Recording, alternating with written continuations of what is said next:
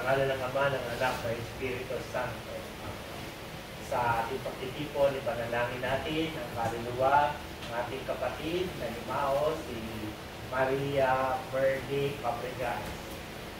Naway magkaroon ng kapahingahan sa piling ng Diyos ang kanyang kaluluwa. At ang pag-asa ay siya ay muling mabubuhay.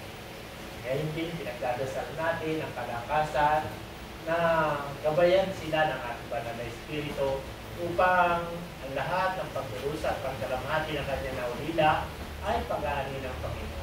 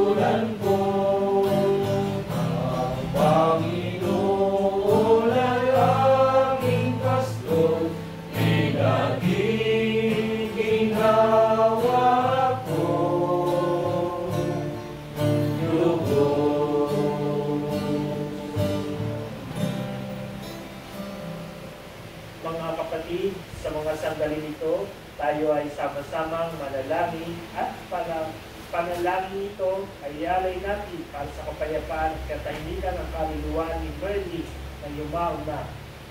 Sana sa kanyang pagpanaw ay makamitiya ang buhay na walang hanggan sa piling ng ating Panginoon. Ang biyaya ng ating Panginoong Jesucristo, ang pag-ibig ng Diyos at ang liwanag ng Espiritu Santo ay sa ating lahat. Amen. Mga kapatid, sa inyong palumbayan at pangungulila ay nakikiramay ang bayan ng Diyos. Sa binyag, ang kapatid na si Merly ay nabahaginan ng pagkamatay ni Kristo. Ngayon naman, sa kanyang kamatayan, ay natamo niya ang buhay na walang hanggan. Tandaan natin ang sinabi ng Panginoon, "Ako ang muling pagkabuhay at ang buhay." Ang sumasampalataya sa akin dahil mamatay at mabubuhay. Balang araw, tayong lahat ay muling magsasama-sama sa piling ng ating Amang nasa langit. Salmo Responsorio. Alalahanin mo siya, Panginoon, sa pagdating niya sa iyong kaharian.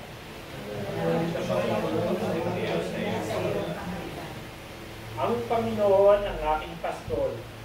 Tiyak ko mangangailangan ng anuman. Inilalagay ako sa mga sariwang pastulan na aking pahingahan.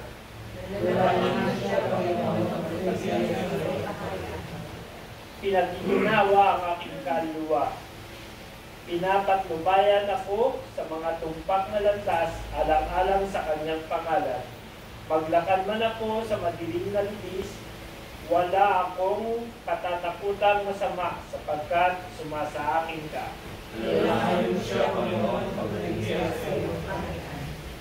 Ang iyong pamalo at tungkod ay siyang nagpapasigla sa akin.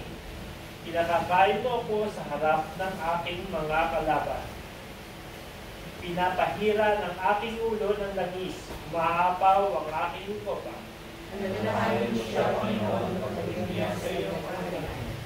Pawang kabutihan lamang at kalindahang loob ang taglay ko sa lahat ng araw ng aking buhay. Maninirahan ako sa bahay ng Panginoon magpakailanman. Mga kapatid, kantahin natin ang dadalaw.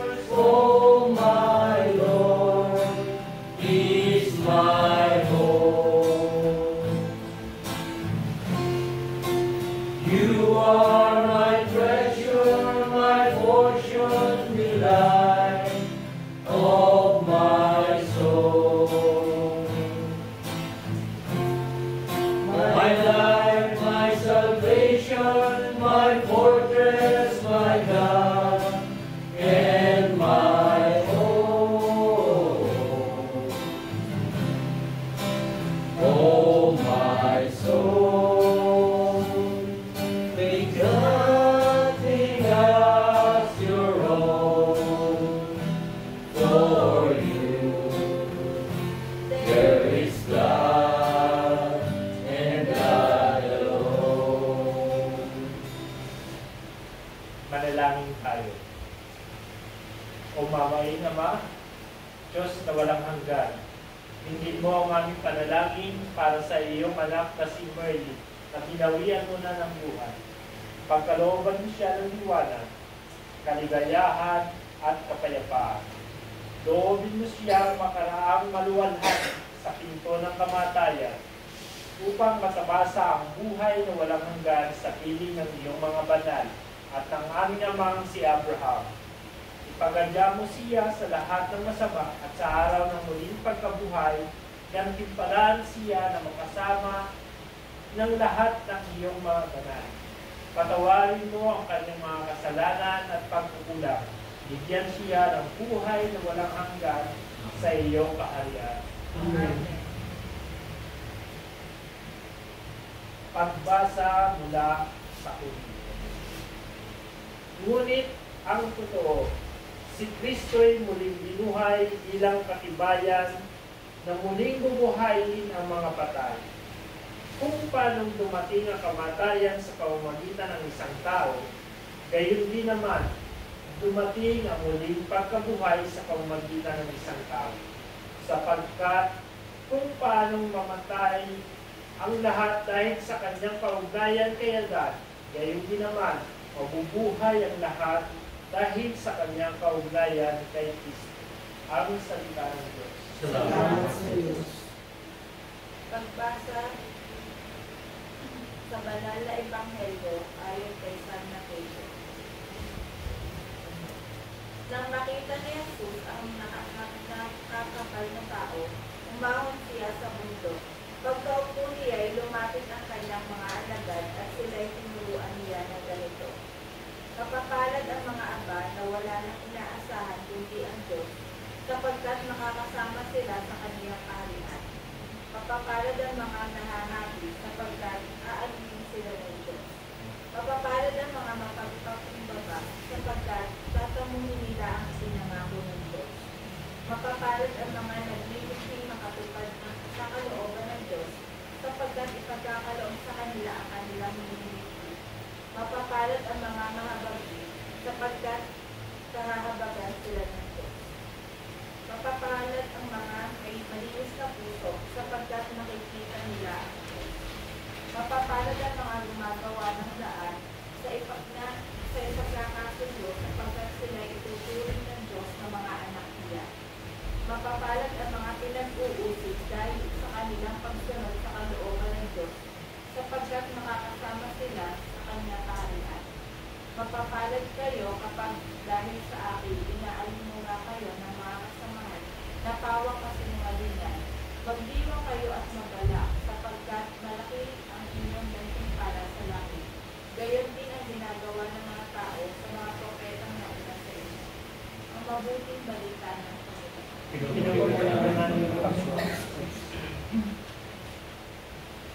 Awitin natin ang God's My Refuge.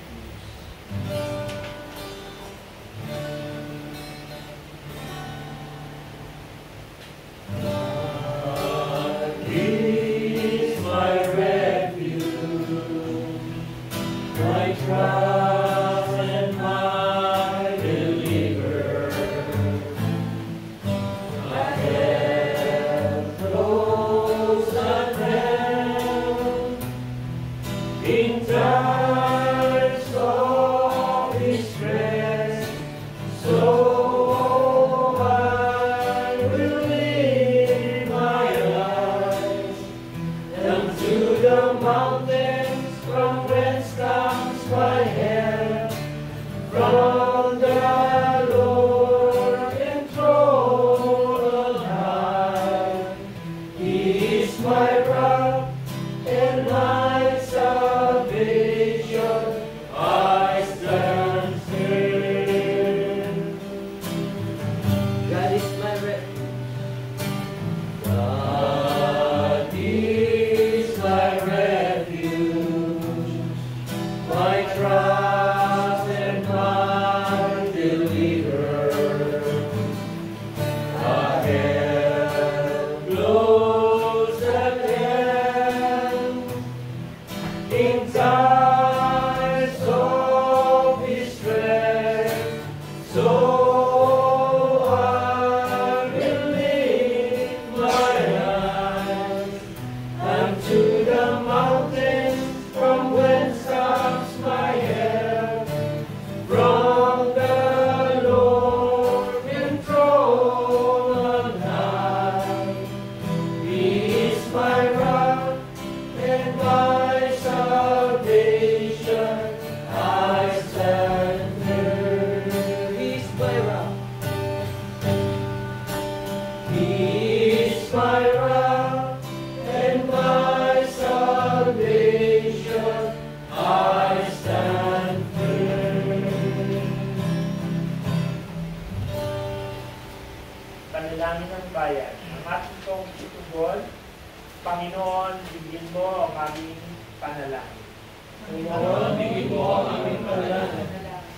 Ang kapatid namin si Merly na tumanggap ng tinapay na nagdudulot ng buhay na walang hanggan, Panginoon, buhayin mo siya sa huling araw. Panginoon, bigyan mo ang aming panalangin. Inadalangin namin ang aming mga kapatid, mga kamag-anakan, lahat ng mahal sa amin at gumawa ng mabuti. Panginoon, gantimpalaan mo sila dahil sa kanilang kabutihan. Panginoon, bigyan mo ang aming panalangin. Itinadalangin namin ang lahat ng yumao na maaasang muling mabubuhay. Panginoon, tanggapin mo sila sa iyong harapan. Panginoon, tingnan mo ang aming panalangin. Hindi niya dalangin namin ang lahat ng narito at na sumasamba at sumasampalataya. Panginoon, pag-isahin mo kami sa pananampalataya at pag-ibig. Panginoon, tingnan mo ang aming panalangin. Kantahin natin ang salvation belongs to our God. Salvation belongs to our God, who sits upon the throne, and unto the Lamb with praise and glory, wisdom and thanks, honor and power and strength. Be to our God forever and ever. Be to our God forever and ever. Be to our God forever and ever. Amen.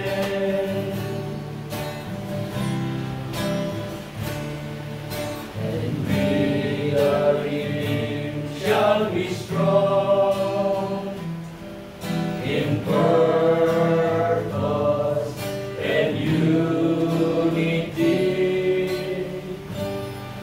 declaring aloud praise and glory, wisdom and thanks, honor and power and strength.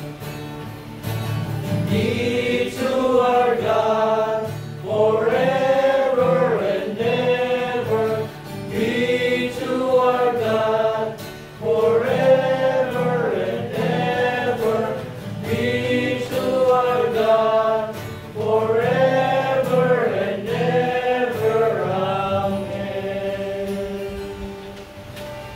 Uling panalangin. Panginoon, tinataas po namin sa inyo ang kapatid namin ito na si Merly na yumaw na naway makamitiya ang katahimikan ng kanyang kaluluwa at sana sa kanyang kamatayan ay makamitiya ang buhay na walang hanggan sa iyong pagpili. Patawarin mo po siya sa kanyang mga kasalanan at pagkulang nung siya ay nabubuhay pa. Mga kapatid, sama-sama tayong manalangin para sa mga naulila ng limaw. O Ama, kapustos ng awa, Diyos ng lahat ng kaawin, sa iyong walang pag-ibig awa, ang dilim ng kamatayan, ginagawa mo ang mabuhay sa kanyang diwan. Ipagkakataas ang awa sa kanyang ito, sa kanilang malupayang pamilya. Ikaw sa amin, sa amin lakas ng loob, sa kalungkutan at pangulila. Ipadama mo na itupa sa piling nila upang mabilis sila. Ang kamatayan ay ilubig ng anak mong si Kristo Panginoon. Nang siya ay patay dahil sa amin at dahil sa aming buhay. Sa kanyang muling pagkabuhay, ipagkaloob mo ang tagapagligtas ng mga kagalian. At pagkatapos ng buhay nito ay makapagpili ang aming mga pinagdinimaw na doon ang pangit ang lahat ng hirap. Alang-alang sa anak mo si Kristo Panginoon namin, kasama ko at naman na Espiritu sa kasawalan sa walang hanggan. Amen. Ama namin, sumasalangit ka, sambahin ng ngalan mo, mapasa amin ang kaharian mo, sundalo mo sa lupa para sa langit. Bigyan mo kami ng aming kakanin sa araw-araw, tawarin mo kami sa aming mga sala, para ng pagkakaroon namin sa kasalanan sa amin. At huwag mo yung panigulo sa gusto at siya mo kami sa lahat ng sala. Aba, Birheng Maria, napitulukan ng grasya, ang Panginoong Diyos ay sumasa iyo. Bukod kang pinagpala sa babaeng lahat at pinagpala naman ang iyong anak na si Jesus. Sa Maria, ng Diyos, panalangin mo ang kasalanan ngayon ay mamatay. Amen. Luwalhati sa Ama, sa Anak at sa Diyos Espiritu Santo. Para na una, ngayon pa kayo sa Maria. Amen. Sa ngalan ng Ama, ng Anak, ng Espiritu Santo. Amen. Kantahin natin ang power of love. Power of love.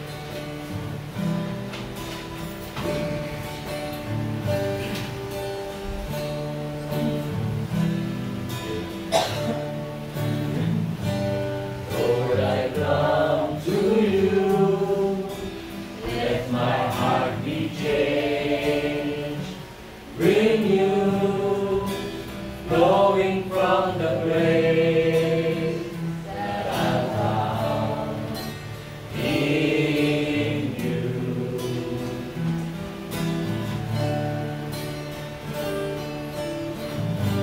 Lord, I come to know the weaknesses I see in me will be stripped away by the power of your love.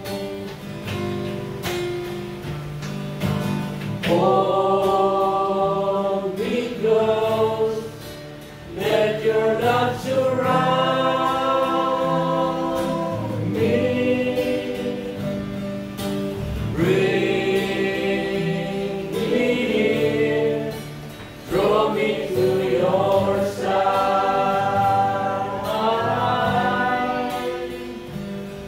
and as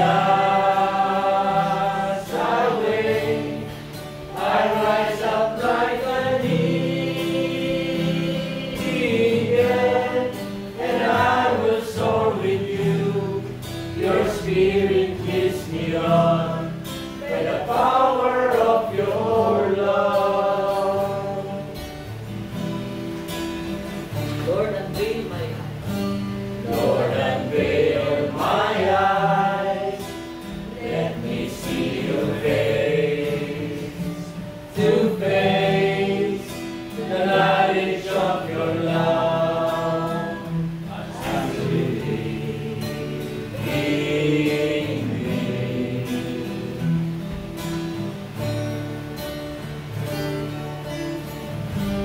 Lord, renew my mind as your will unfolds in my life, in living every day, by the power of your love.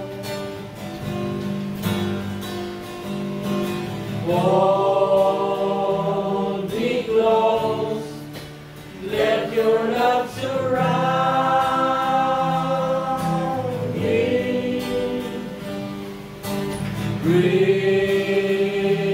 me near, draw me to your side,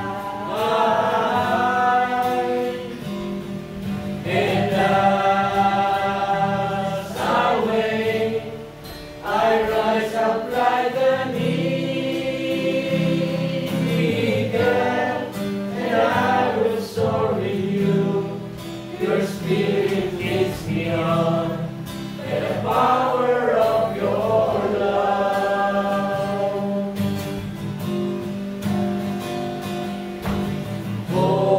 Hold me close, let your love surround me. Bring me near, draw me to your side, and as I wait, I rise up like an eagle, and I will soar with you. Your spirit leads me on by the power of your love. I will soar with you. And I will soar with you. Your spirit leads me on by the power of your love.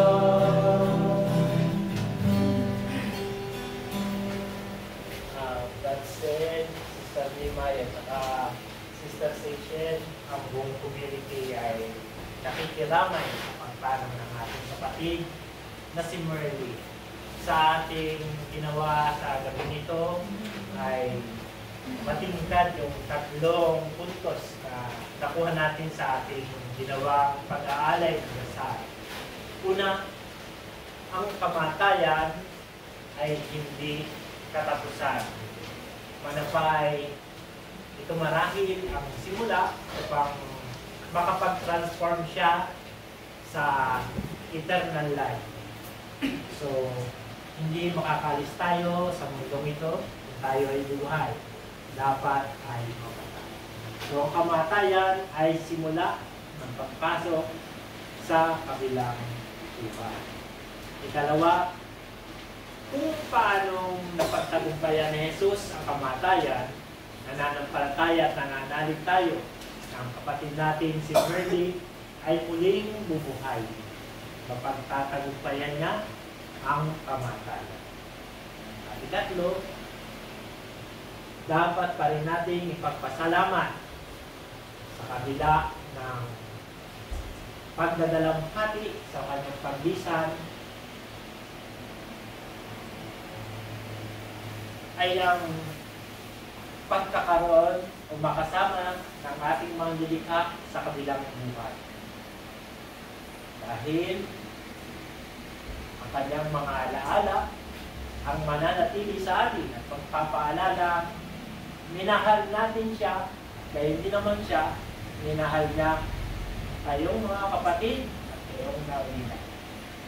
Naging buliran siya, hindi man perfecto, pero ginawa niya lahat para sa kanyang mga mahal sa buhay. Ang pananampalataya at pananalig natin, makakapiling siya ng Diyos. At yun pa rin ay ating ipagpasalamat. At bilang mga mananampalataya ng ating community, patuloy natin ipagdadasal, pananalangin ang kanyang kaluluwa upang sa pamamagitan nito, ihatid siya sa kaliwanagan ng kaharian ng ating Panginoon. At doon siya ay aalin ng mga anghel. At sa pagdating ng takdang panahon, pag-asa at pananampalataya rin natin na makakapiling muli natin. Si Francel, si Snimay, at saka si Session, tanggapin niyo ang pakikiramay ng community natin.